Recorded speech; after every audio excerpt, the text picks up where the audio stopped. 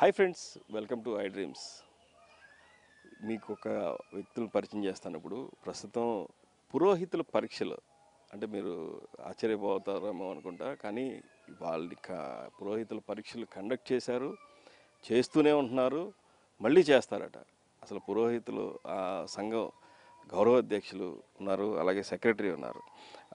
వీళ్ళు అడిగి తెలుసుకుందాం. పురోహితుల పరీక్షలు చేస్తారా నిజంగానే? శ్రీ గురుభ్యో నమ, శ్రీమాత్రే నమ. నా పేరు సుదర్శనం దుర్గబాబు. ఆంధ్రప్రదేశ్ పురోహిత బ్రాహ్మణ సమాఖ్య ప్రధాన కార్యదర్శిగా ఉన్నాను నేను. మనకి పురోహితులకి పరీక్షలు ఉంటాయా అంటే తప్పనిసరిగా ఉంటాయి. ఎందుచేత అంటే ఈవేళ పురోహిత సమాఖ్యలో మనం ఒక ఐడెంటిటీ కార్డు ఇవ్వడం జరుగుతూ ఉంటుంది. ఆ ఐడెంటిటీ కార్డును ఉపయోగించుకుని వారు అనేక కార్యక్రమాలు చేసే సందర్భాలు మనకి కరోనా సమయంలో కూడా పురోహితులు వాళ్ళ కార్యక్రమానికి వెళ్ళాలంటే కొన్ని సందర్భాల్లో పోలీసులు బయటికి వెళ్లకుండా ఆపడము, అలాగే కొన్ని నిరోధించడం చేసేవారు. అయితే మనకి పురోహిత్యం చేసేటువంటి వాళ్ళు కేవలము దీని మీదే జీవనం, వేరేటువంటి ఆధారము రెండవది చేసేటువంటి అవకాశము పురోహితులకు ఉండదు. అందుచేత ఏమిటంటే ఆ సమయంలో మేము ఇచ్చినటువంటి కార్డులు ఏవైతే ఉన్నాయో ఆ కార్డులు పోలీసు వారికి చూపించి వారు ప్రయాణం చేయడానికి మంచి సులభంగా ఉండేదన్నమాట.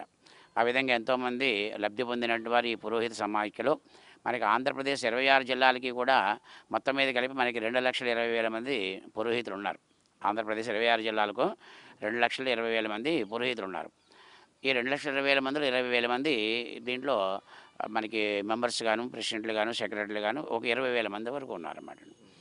వీరందరికీ కూడా మనం ఇచ్చేటువంటి ఈ స్మార్త విద్వత్ మహాసభ అనేటువంటి ఒక సభ ఏర్పాటు చేసి ఆ సభలో కొంతమంది మనకి గవర్నమెంట్ వారి తరపు నుంచి కూడా కొంతమంది పరీక్షాధికారులను తీసుకువచ్చి వారి ద్వారా మనము పరీక్షలు నిర్వహణ చేస్తున్నాము. ఆ పరీక్ష నిర్వహణ చేసినప్పుడు వారికి దాంట్లో ప్రధానంగా వారికి 3 రకాలుగా విభజన చేసి దాంట్లో సర్టిఫికేట్స్ ఇస్తూ ఉంటామటండి. ఇప్పటివరకు ఎన్ని పరీక్షా కేంద్రాలు కండక్ట్ చేశారు, ఎంతమంది పార్టిసిపేట్ చేశారు, ఎంతమంది ఉత్తీర్ణ చెందారు, దీంట్లో కూడా ఫెయిల్ అయితే ఏం చేయాలి? ఇప్పుడు మనకి మొదటిగా అన్నవరంలో చేసామండి. సుమారుగా అక్కడ మనకి ఒక 600 మంది వరకు ఆ కార్యక్రమంలో పాలు పంచుకోవడం జరిగింది. 600 మందిలో సుమారుగా 450 నుంచి 500 వరకు ఉత్తీర్ణత చెందారు. వాళ్ళకి ప్రథమ శ్రేణి, ద్వితీయ శ్రేణి, తృతీయ శ్రేణి అని చెప్పి ఉంటుందన్నమాట. ఆ విధంగా వారికి సర్టిఫికేట్స్ ఇవ్వడం జరుగుతూ ఉంటుంది.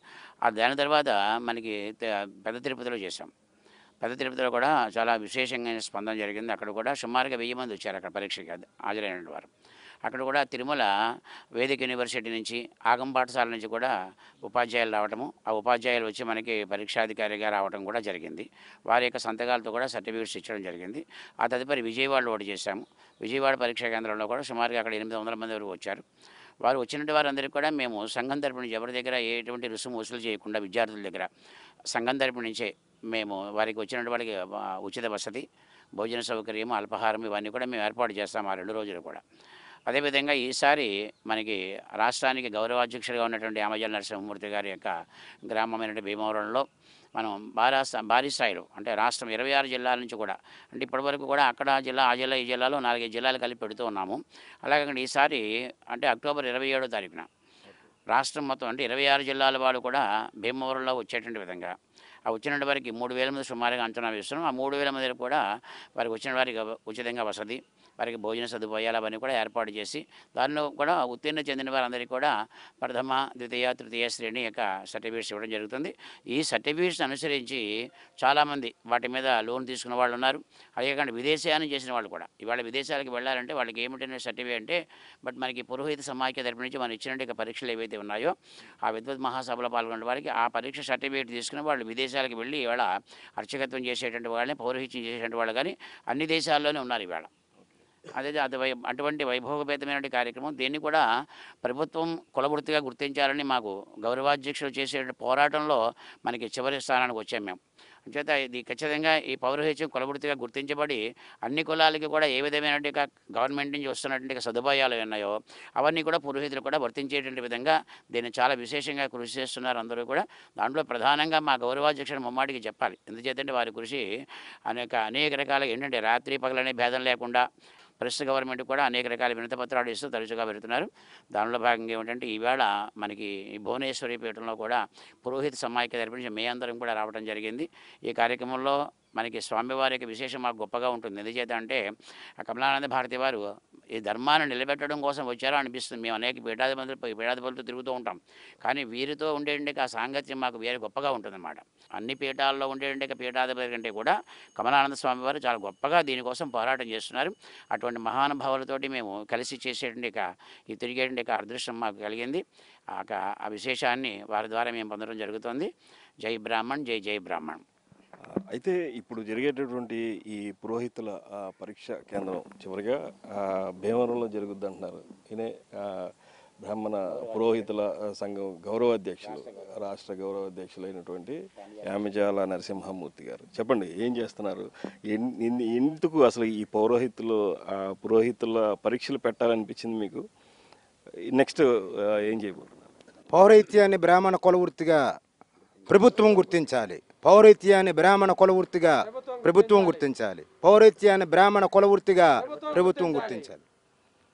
13 కులాల కులవృత్తులు ఆయా కులాల వాళ్ళు కులవృత్తులు వదిలేస్తున్నారని ప్రభుత్వం ఆ కులవృత్తుల వారిని ప్రోత్సహిస్తూ చాలా చక్కగా అనేక సంక్షేమ పథకాలన్నీ కూడా అందిస్తోంది. అయితే పౌరహిత్యం కూడా కులవృత్తి, బ్రాహ్మణ కులవృత్తి దగ్గర 10 సంవత్సరాల నుంచి పోరాటం చేస్తున్నాం. పౌరహిత్యాన్ని కులవృత్తిగా గుర్తించాలని మేము పోరాటం చేస్తున్నాం. పురోహితులకు పరీక్షలు కావాలా?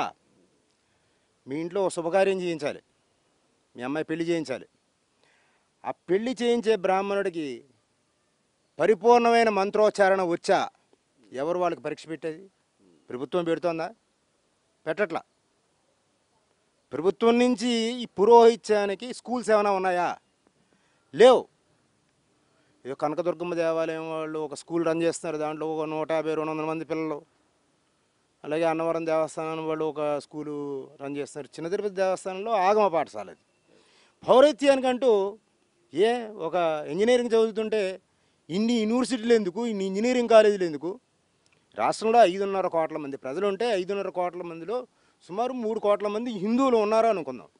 ఈ 3 కోట్ల మందికి కూడా ఇంటి పురోహితుడు కావాలిగా. మరి పురోహిత్యం ఎంతమంది ఉన్నారు? 2,20,000 మా సెక్రటరీ గారు చెప్పారు. మరి వీళ్ళందరినీ అభివృద్ధిలోకి తీసుకురావాలంటే, వీళ్ళందరినీ ప్రోత్సహించాలి అని అంటే, వీళ్ళకు వచ్చిన విద్యని ఎవరు నేర్పుతున్నారు? వీళ్ళకి విద్య వారి తండ్రి నేర్పుతున్నారు, లేకపోతే ఆ ఊళ్ళో ఉన్న గురువు ఎవరో నేర్పుతున్నారు. ఆ విద్యని ప్రోత్సహించుకుంటూ వీళ్ళందరూ కూడా పరీక్షలు నిర్వహిస్తున్నాం. ఒక్కొక్కసారి పరీక్ష పెట్టినప్పుడల్లా సుమారు 1,500 మంది పురోహితులు ఈ పరీక్షలుగా హాజరవుతున్నారు. చాలా అద్భుతంగా జరుగుతుంది. ప్రతి పురోహితుడు కూడా ఆంధ్రప్రదేశ్ పురోహిత బ్రాహ్మణ సమాఖ్యని అభినందిస్తున్నారు. ఈ రాష్ట్రంలో 20,000 మంది పురోహిత బ్రాహ్మణులు ఉన్న ఏకైక పెద్ద కుల సంఘం బ్రాహ్మణ సంఘం ఆంధ్రప్రదేశ్ పురోహిత బ్రాహ్మణ సమాఖ్య. ఈ పరీక్షల్లో సరే పాస్ అయిన వాళ్ళు ఎలాగో పురోహితుల కింద మీరు సర్టిఫై చేస్తున్నారు. ఫెయిల్ అయిన వాళ్ళ పరిస్థితి ఏంటి? యాక్చువల్గా మీకు చిన్న విషయం చెప్పాలి. ఈ విద్యలో ఫెయిల్ అంటూ ఉండదండి. ఎందుకంటే కొంచెం గణపతి పూజ నేర్చుకొని ఆబ్దీక మంత్రం అంటాం. అంటే పితృకార్యాలు చేసిన సంవత్సరానికి ఒకసారి ఆబ్దీకం పెట్టిస్తుంటాం. చిన్న చిన్న మంత్రాలు అవన్నీ కూడా అవినా మినిమం వచ్చి ఉంటుంది. అట్లాగే పెద్ద పెద్ద దేవాలయాలు తీసుకోవద్దు, చిన్న దేవాలయాలు తీసుకుందాం. రోడ్డు పక్కన ఉన్న దేవాలయాలు శటకోపం పెట్టడానికి ఒక 2 నిమిషాలు చెప్పే మంత్రం, తీర్థం ఇచ్చేటప్పుడు 1 నిమిషం ఉన్న మంత్రం. ఆ కట్టు, బొట్టు, జుట్టు ఈ సాంప్రదాయాన్ని పాటిస్తూ ఆ మినిమం బేసిక్ నాలెడ్జ్ ఉందనుకోండి, మరి దానికి జీవనాధారం, బ్రాహ్మణుడికి ఉన్న జీవనాధారం కులవృత్తి, పౌరహిత్యం. అందువల్ల 90% ఫెయిల్ అనేది ఉండదు. దీంట్లో ప్రవరాన్ అంటాం. చతుస్సాగర పర్యంతం గో బ్రాహ్మణేభ్య శుభం భవతు ఆంగీరస భారవత్పత్య భారద్వాజ త్రయార్షయ ప్రవరాన్విత భారద్వాజ గోత్ర అపస్తంభ సూత్ర కృష్ణయజుశాఖాధ్యాయి వెంకట లక్ష్మీ నరసింహమూర్తి శర్మన్ అభివాదయే. ఇది మినిమం చెప్పుకోగలిస్తే అది గంట మోగింది. కాస్త ఎవరో ఉద్యోగం ఇచ్చారు లేదు అని కాకుండా మన కులవృత్తిని మనం పోషించుకోవచ్చు. అయితే ఇన్ని యుగాల నుంచి ఈ కులవృత్తి ఉండి వీళ్ళకి గుర్తింపు లేదు, ప్రాధాన్యత లేదు. ఎంతో గొప్పగా విద్య నేర్చుకుంటున్నారు. ప్రభుత్వ సహకారం లేకపోయినా, పాఠశాల లేకపోయినా సరే ఎవరో ఒకళ్ళ దగ్గర దేహి అని అడిగి విద్య నేర్చుకుంటున్నారు కదా, వీళ్ళకి కూడా మనం ప్రోత్సహించాలని చెప్పేసి ఈ పరీక్షలు పెట్టామండి. అద్భుతంగా జరుగుతున్నాయి. మరి ఐ డ్రీమ్స్ వాళ్ళు కూడా ఆ రోజు పరీక్షకి తప్పకుండా రావాలని చెప్పేసి మేము కోరుకుంటున్నాం. ఖచ్చితంగా వస్తామండి డెఫినెట్గా ఇటువంటి కార్యక్రమాలను. ఎందుకంటే అందరికీ కూడా ఆ దైవభక్తిని ప్రసాదించే దాంట్లో ప్రధానమైన భూమిక పౌరోహితులు చేస్తారు. వారికి ఎప్పుడు కూడా ఐ డ్రీమ్స్ సహకరిస్తూనే ఉంటుంది. కెమెరా పర్సన్ విజయకృష్ణతో మోహన్, ఐ డ్రీమ్స్, గన్నవరం నుంచి.